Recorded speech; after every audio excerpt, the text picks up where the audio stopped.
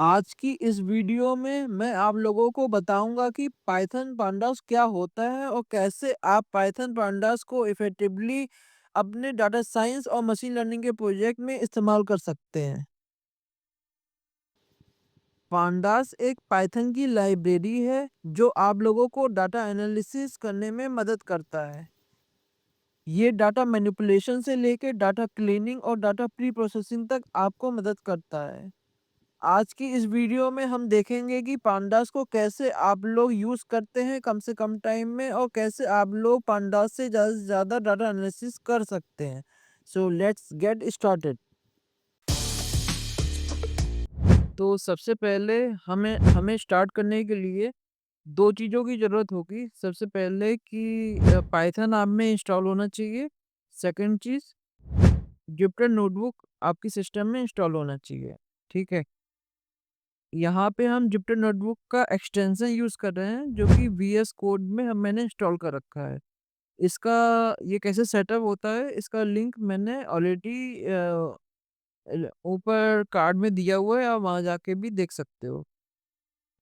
सबसे पहले हम जुपिटर नोटबुक में आए और यहाँ पे हम अपना कोड लिखेंगे। तो सबसे पहले हम लोग पांडास में दो छोटे टॉपिक सीखेंगे, सीरीज और डाटा फ्रेम्स। ठीक है, तो नंबर वन सीरीज से स्टार्ट करते हैं। सीरीज क्या होता है? एक तरीके का वन डायरेक्शनल डाटा होता है। तो इसको देखते हैं ये कैसे काम करता है। तो सबसे पहले हम क्या करेंगे, इंपोर्ट करेंगे। Import pandas, pandas as PD. और इसके बाद हमने कोई एक वन डायरेक्शनल एरे लेना है। तो मैंने एक एरे बना लिया कोई रैंडम नंबर का।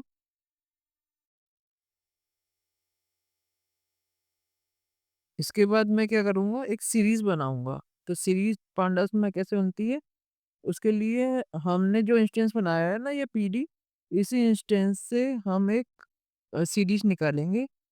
CRIES series. इसमें हम यही वेरिएबल डाल देंगे जो हमारा वन डायरेक्शनल एरे। तो जब हम इसको एक वेरिएबल में सेव कर लेते हैं, सपोज रिजल्ट में मैंने सेव कर लिया और इसको मैं प्रिंट करा के देखता हूँ पांडास में सीरीज कैसे प्रिंट होती है।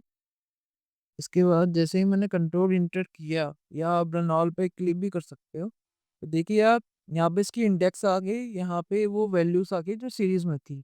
तो इस तरीके से आप सीरीज बना सकते हैं। इसके बाद देखते हैं कि डाटा फ्रेम्स क्या होते हैं। तो डाटा फ्रेम्स के लिए मैंने एक डाटा सेट बनाया हुआ है। ये एक डिश टाइप का है जिसमें मैंने आईडीज और आइटम्स ले लिए हैं। इसके अंदर अब हम डाटा फ्रेम कैसे काम करता है, ये टू डायरेक्शनल होता है।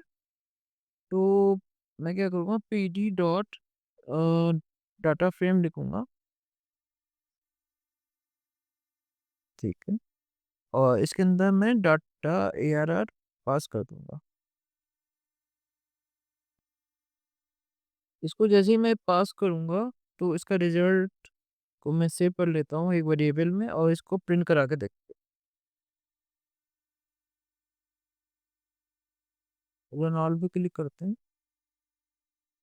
देखिए यहाँ पे आईडीज और आइटम्स दोनों आ गए हैं। ठीक है, तो ये डाटा फ्रेम बनाता है। आपको मल्टीपल बनाने हैं तो आप नीचे कॉमा लगा के एक और वैल्यूज का एक ए बना लो, आपके 3 आइटम्स हो जाएंगे। एक और बना लो कि आपके 4 आइटम्स हो जाएंगे। तो इस तरीके से आप पूरा डाटा फ्रेम बना सकते हो।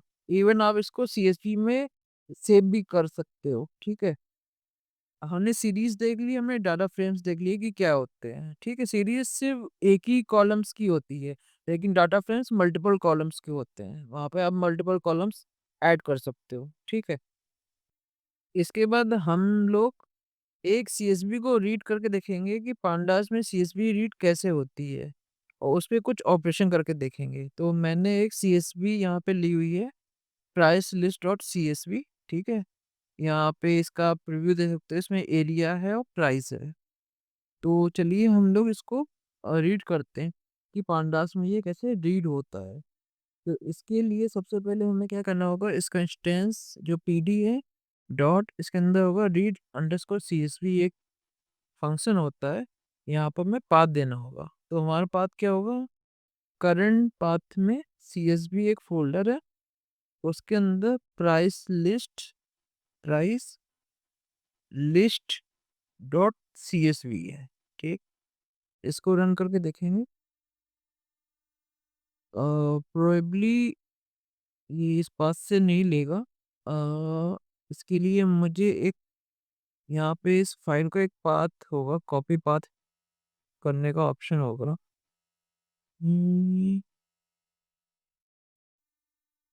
कॉपी पाथ, ये रहा। मैं इसको यहाँ पे डाल दूँगा।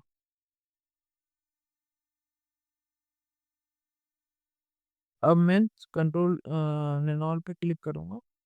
देखिए एरिया और प्राइस दोनों आ गया है, ठीक है? अब हमारा एरिया भी आ गया है और प्राइस भी आ गया है, ठीक है? तो हमने CSV रीड कर ली है, ठीक है? अब इस CSV जो हमने डाटा रीड किया है, इसको मैंने एक वेरिएबल में ले लिया। तो सपोज़ मैंने इस वेरिएबल का नाम ले लिया डाटा।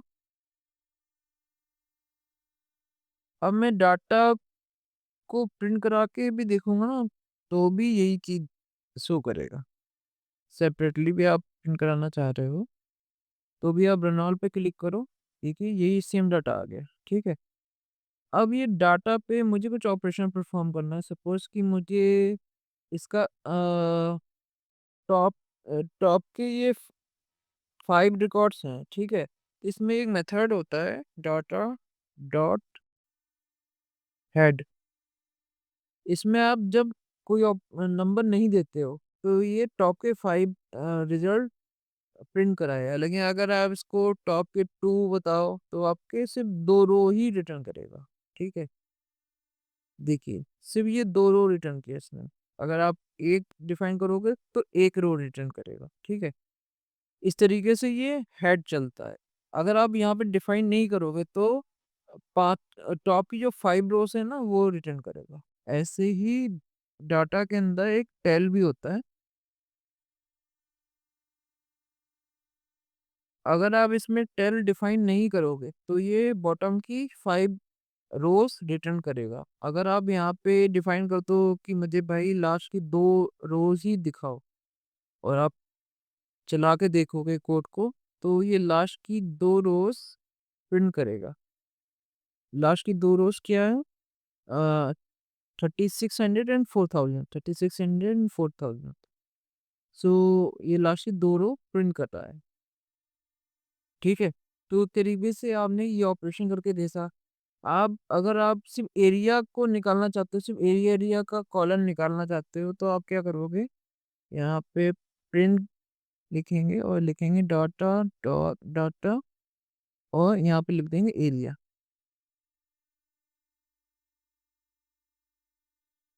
Control inter. देखिए, ये आपको एरिया उसने पूरा प्रिंट करके दे दिया, ठीक है? 2600 से 4000 तक, 2600 से 4000 तक। ऐसे ही आप प्राइस भी निकाल सकते हो, ऐसे ही आप एरिया भी निकाल सकते हैं। इवन आप इसके ज़ीरो वैल्यू पे क्या है वो भी निकाल सकते हो कि देखिए आप 0 पे इसकी 2600 है, 4th पे क्या है, 3rd पे क्या है, वो भी निकाल सकते हो सेपरेट-सेपरेट। और आप इसकी वैल्यू रीअसाइन भी कर सकते हो। अगर आप यहाँ पे कुछ सेपरेट वैल्यू डालोगे, तो ये उसकी उसकी वैल्यू अपडेट भी कर देगा। लेकिन वार्निंग शो करेगा साथ-साथ।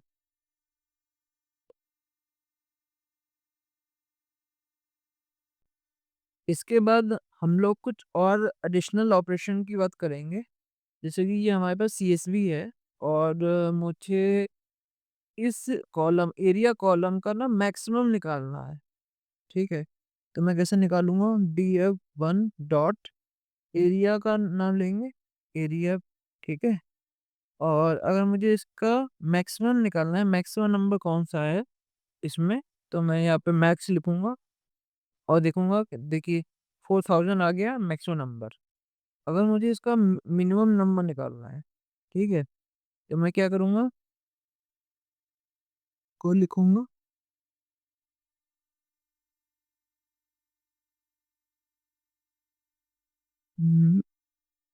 तो कॉपी कर लेते हैं। यहाँ पे लिख देंगे मिन। ठीक है, ये मिनवा नंबर आ गया 2600। लास्ट वाला ही प्रिंट करता है, अगर मैंने एडिशनल प्रिंट नहीं लिखा है ना, तो लास्ट स्टेटमेंट ही प्रिंट होता है यहाँ पे, इसलिए मिनिमम आ रहा है, मैक्स का नहीं आ रहा।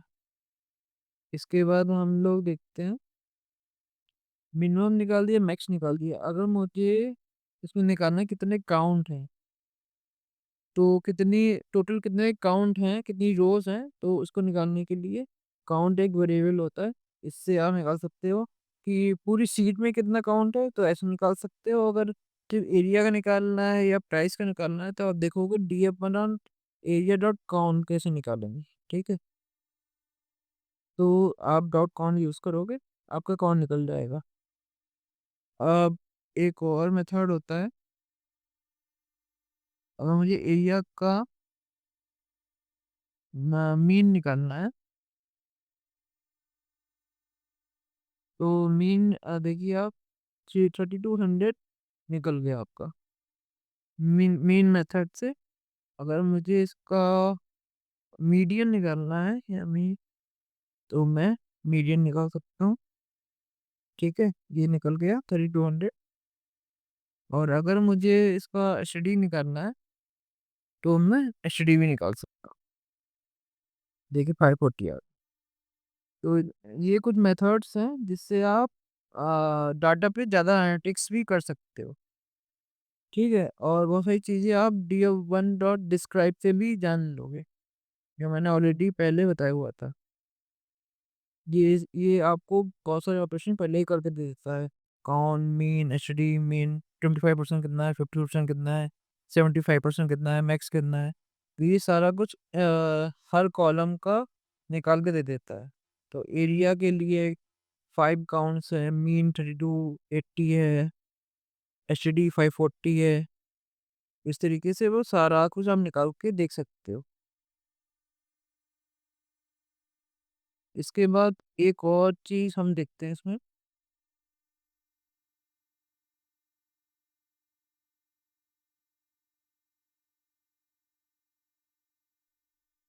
जैसे हमने ये डी एफ वन ले लिया, और मुझे इसमें इन्फो देखनी है, तो भी आप इन्फो भी देख सकते हो। तो इन्फो में आपको ये इस तरीके की इंफॉर्मेशन आपको बता देगा सारा कुछ, कि रेज इंडेक्स कितनी है, डाटा कॉलम टोटल 2 कॉलम है, एरिया है, प्राइस है, इसका डाटा टाइप क्या है, ये मेमोरी कितनी यूज़ हो रही है। थोड़ी बहुत एडिशनल इंफॉर्मेशन भी आप इससे जान सकते हो। इसके बाद देखेंगे कि कुछ और ऑपरेशन जो हम सीएसवी पे करते हैं, जैसे कि हमने यहाँ पे एक अपनी सीएसवी को रीड कर लिया, प्राइस लिस्ट और सीएसवी, और इसको प्रिंट करा के देख लिया। अब सपोज मेरे माइंड में ये आ रहा है कि मेरे को प्राइस का ना कॉलम ड्रॉप करना है या रिमूव करना है, तो मैं क्या करूँगा, सबसे पहले यहाँ पे लिखूंगा T F one dot drop, जो भी ड्रॉप करना है कॉलम, इसका नाम price, comma axis equal to 1। Axis, यहाँ पे एक्सिस के ना दो वैल्यू होती है, 0 और 1। 0 का मतलब होता है कि रो को आपको डिलीट करना है, और 1 का मतलब है कि कॉलम आपको डिलीट करना है। तो मुझे प्राइस कॉलम को डिलीट करना है, तो मैं इसको एक्सिस को 1 रख लेता हूँ। ठीक है, और रन करते हैं। देखिए प्राइस चला गया। अगर हम इसको एरिया को करेंगे, तो प्राइस आएगा, लेकिन एरिया रिमूव हो जाएगा। ठीक है, ऐसे ही ये हमने कॉलम को रिमूव करके देख लिया। अगर हमें सपोज किसी रो को डिलीट करना है, तो हम क्या करेंगे, मैं लिखूंगा D F dot D F one dot drop, और ड्रॉप में जो भी रो है उसकी इंडेक्स को डिलीट करना है, उसका नंबर देते हैं। सपोज मुझे लास्ट वाली रो डिलीट करनी है, इसकी इंडेक्स 4 है, तो मैं इसको 4 दे दूंगा, और चलाते हैं कोड को। देखिए लास्ट 4000 वाली रो अब इसमें नहीं है। ठीक है, अगर आपको पहली रो या कोई बीच की रो डिलीट करनी है तो उसकी इंडेक्स दे सकते हैं। मेरे को पहली रो डिलीट करनी है तो देखिए 26 तो वही रो डिलीट हो गई है नीचे वाली जगह से। तो इस तरीके से आप कॉलम और रो को डिलीट कर सकते हैं। ठीक। अब हम देखते हैं एक नया फीचर जो है किसी भी लोकेशन पे किसी भी एक्सेस पे अगर कोई वैल्यू एग्जिस्ट करती है सीएसवी में तो मैं उसको कैसे एक्सेस कर सकता हूँ। तो उसके लिए एक फंक्शन है येलोसी। एक्चुअली येलोसी मीन्स लोकेशन है। इसमें पहला कॉलम होता है आपका रो का, फिर सेकंड कॉलम होता है कॉलम का। तो लोकेशन में हम देते हैं इंडेक्स। तो मुझे इंडेक्स देनी है तो मैं क्या करूँगा, जीरो इंडेक्स जो इधर है ये इंडेक्स देंगे। और याली लोकेशन सपोज मुझे बताना है कि एरिया से एरिया का वैल्यू निकालना है। सपोज मुझे ये फर्स्ट वैल्यू निकाली है तो ये जीरो हो गई। और किसकी निकालनी है, एरिया की निकालनी है, हम दे देंगे एरिया। देखिए 600 निकल गई। अगर मुझे सपोज ये फोर्थ इंडेक्स पे याली वैल्यू चाहिए निकालनी है 4000, मैं क्या करूँगा यहाँ पे 4 दे दूंगा। देखिए 4000 निकल गया। ऐसे ही प्राइस के साथ भी कर सकते हैं। सपोज मुझे सेकंड नंबर पे प्राइस की वैल्यू निकालनी है। देखिए 61,000 61 लाख आगे, सॉरी 6 लाख आ गई। अब हम बात करते हैं ये लोकेशन पे। हमने ये तो देख लिया कि मैं वैल्यू को कैसे रिट्रीव कर सकता हूँ। इसके अलावा हम लोकेशन पे ना एक और चीज़ भी कर सकते हैं। सपोज मुझे फ़िल्टरिंग करनी है, मैं क्या करूँगा, DF1 से निकालूँगा एरिया। ठीक है? अब मुझे फ़िल्टरिंग करनी है जो एरिया 3000 जो 3200 से ऊपर का है, 3200 से जो बड़ा है या बराबर है, वो के दे दो लिस्ट निकाल के। देखिए इसने 3200 के बराबर 3200 से बड़े वाली लिस्ट इतनी फ़िल्टर करके दे दी। तो उस तरीके से हम काफ़ी सारे ऑपरेशन सीएसवी में कर सकते हैं। अब सपोज़ कि ये वैल्यू मेरे पास एक आई है तो मैं इसकी वैल्यू सेव कर ली है DF2 में, ठीक है? अब मुझे कोई ऐसा सिनेरियो आ रहा है कि मुझे इसकी पूरी DF2 की पूरी वैल्यू DF3 में रखनी है। तो मैं क्या करूँगा, DF3 बनाऊँगा और एक ऑपरेशन होता है कॉपी का। तो DF2 से मुझे कॉपी करना है। मैं क्या करूँगा, DF2 डॉट कॉपी, और जब मैं प्रिंट करूँगा तो देखोगे आप DF3 में DF2 की वैल्यू प्रिंट हो जाएगी। देखिए DF3 है हमारा, ये देखिए DF2 की पूरी वैल्यू प्रिंट हो गई है। तो उस तरीके से हम कॉपी ऑपरेशन भी कर सकते हैं आसानी से। यहाँ पे एक और मेथड होता है जो उस डाटा का पूरा एनालिसिस करके आपको बताता है।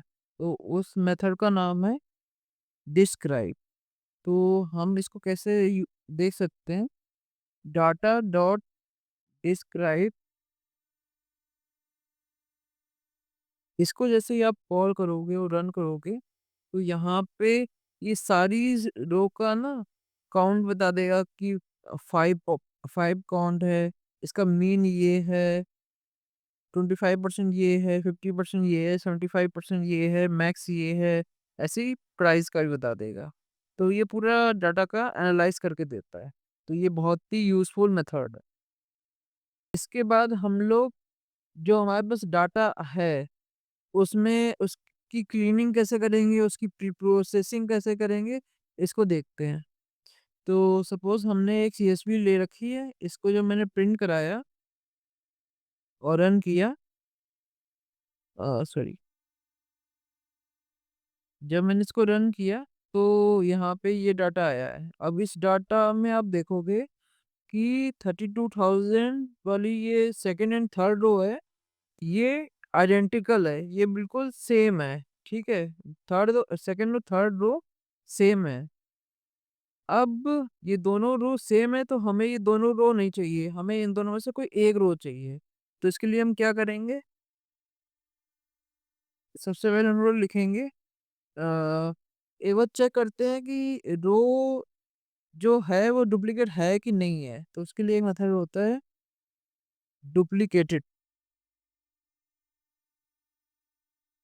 हम उसको कॉल करेंगे और रन करेंगे तो ये बताएगा कि ये कौन सी रो डुप्लीकेटेड है कौन सी नहीं है। तो आप देखिए थर्ड रो डुप्लीकेटेड है। किससे डुप्लीकेटेड है? सेकंड रो से डुप्लीकेटेड। ठीक है। अब हमें ये चेक तो कर लिया। अब मुझे क्या करना है? मुझे इसको रिमूव करना है। तो रिमूव करने के लिए क्या यूज करेंगे? इसमें एक मेथड होता है ड्रॉप डुप्लीकेट्स।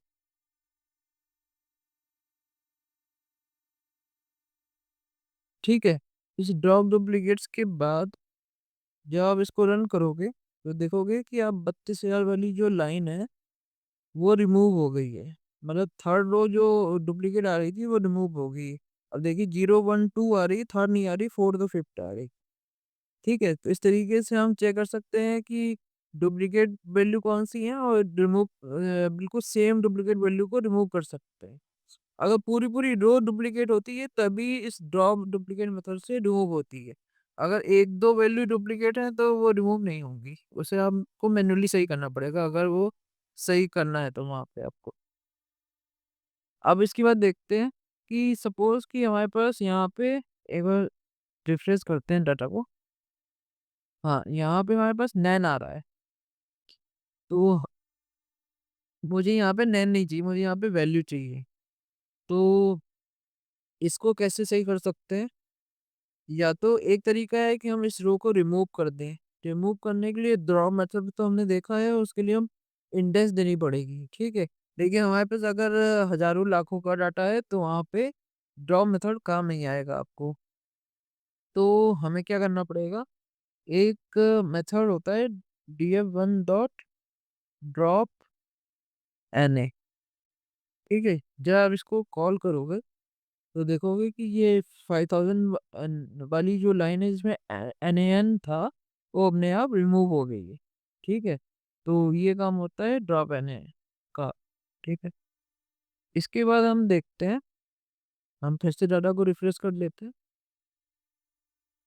अब देखते हैं कि मुझे सपोज इसका एक मेथड है कि या तो रिमूव कर दिया, वो हमने ड्रॉप एन ए से देख लिया। अगर इसमें हमें कोई डाटा डालना है तो हम कैसे डाल सकते हैं? इसका सेकंड मेथड है इसको सही करने का कि यहाँ पे कोई वैल्यू डाल दें। ठीक है। और फर्स्ट मेथड था कि हम इस रो को रिमूव कर दें। तो सेकंड तरीके से देखते हैं कि इसमें वैल्यू कैसे फिल कर सकते हैं। तो इसके लिए एक मेथड होता है फिलना। ठीक है। इस फिलने वाले मेथड्स में हमें बताना होता है किस जगह पे, प्राइस में किस जगह पे वैल्यू डालनी है। सपोज मुझे यहाँ पे 70,000 वैल्यू डालनी है तो मैं यहाँ पे डाल सकता हूँ। और यहाँ पे इन प्लेस टू करना पड़ेगा। इसका मतलब है कि आपका जो करंट डाटा सेट है ना, जो ओरिजिनल डाटा सेट वो मॉडिफाई हो जाएगा। आपको उस एक नए वेरिएबल में यूज करने की जरूरत नहीं पड़ेगी। ठीक है। तो जब मैं प्रिंट df1 करूंगा, ये यहाँ पे 70,000 आ गया। ठीक है। क्यों आ गया? क्योंकि मैंने बताया फिल एनए मेथड को कि प्राइस में जहाँ ये फिर एनए क्या करता है, जो एनए वैल्यू होती है उसी को ही फिल करता है। तो प्राइस में जहाँ जहाँ एनए वैल्यू है वहाँ वहाँ 70,000 डाल दो। और इन प्लेस टू का मतलब है कि वो ओरिजिनल डाटा सेट को मॉडिफाई कर दो। यहाँ पर 70,000 को मैं एक और तरीके से डायनेमिकली डाल सकता हूँ। जैसे कि मैंने df1 किया, इसमें प्राइस है, मैंने प्राइस ले लिया। और प्राइस लेने के बाद मैंने कहा कि भाई जो पूरी सेट का मीन होगा ना प्राइस का, उसे डाल दो वहाँ पे। तो देखिए इसने पूरा मीन निकाल के उसका डाल दिया वहाँ पे। तो ये एक मेथड हो गया। फिलने की मेथड से हम कर सकते हैं। एक और तरीके से भी हम देखते हैं करने का। मैंने क्या किया, df1 लिया और यहाँ पे क्या किया, लॉक कर दिया।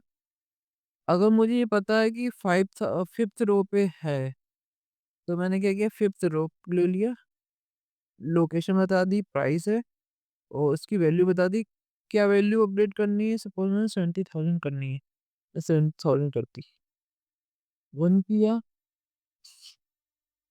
रन करने के बाद अब मैं प्रिंट करूँगा DF1 को।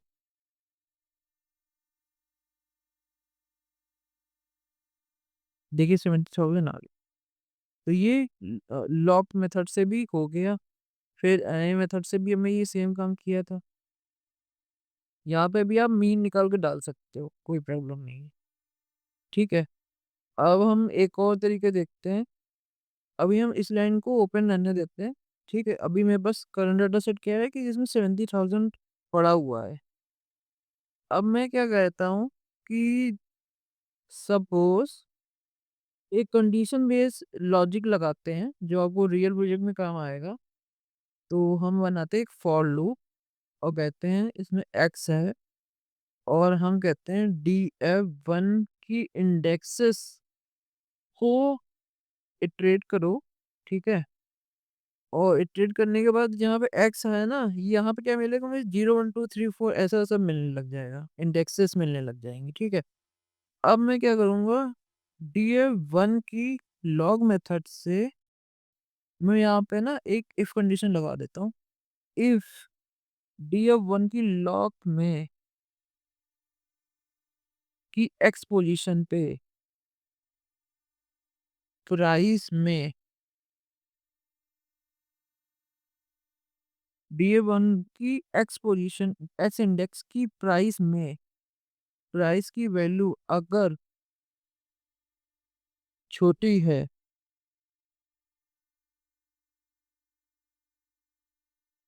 80,000 से,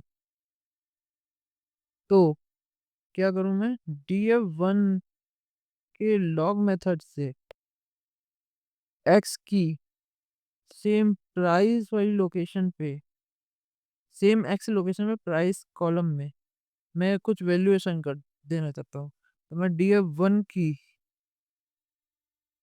प्राइस कॉलम पे मीन निकाल के डाल दूं वहां पे। अब चेक करते हैं इसको।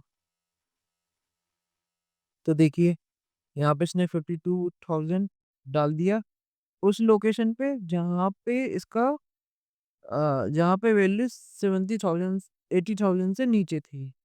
ठीक है, तो इस केस में इसको एक यहाँ पे मिला और एक रो मिली और इसने इस रो को पकड़ा और इस रो की इस इंडेक्स पे मतलब 5 फिफ्थ इंडेक्स पे मिला।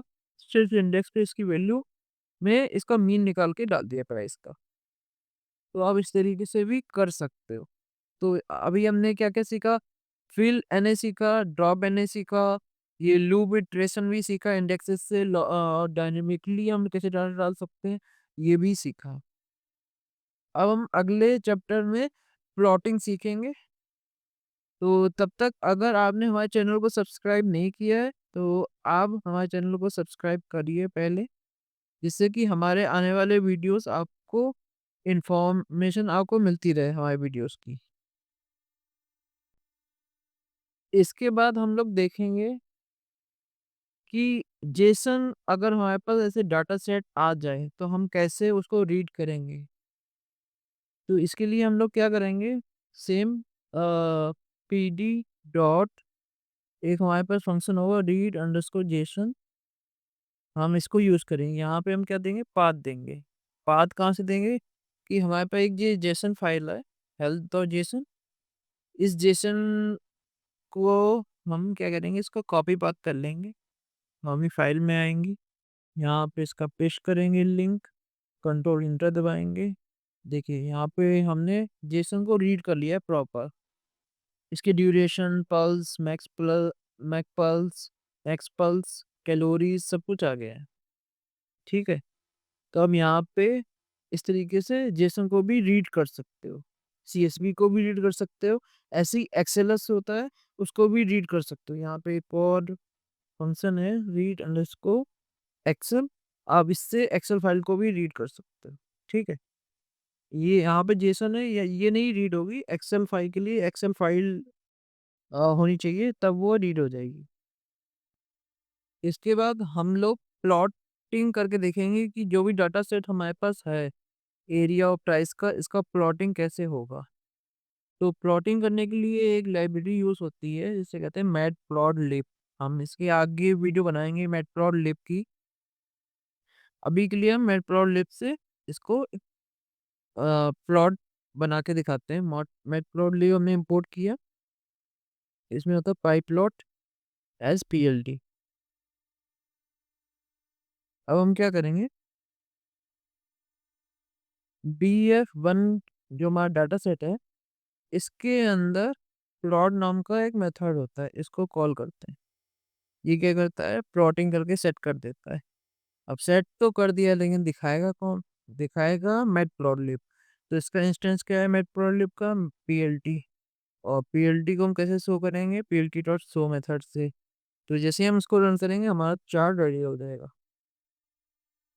देखिए, फटाफट हमारा एरिया और प्राइस का चार्ट पूरा बन के रेडी हो गया।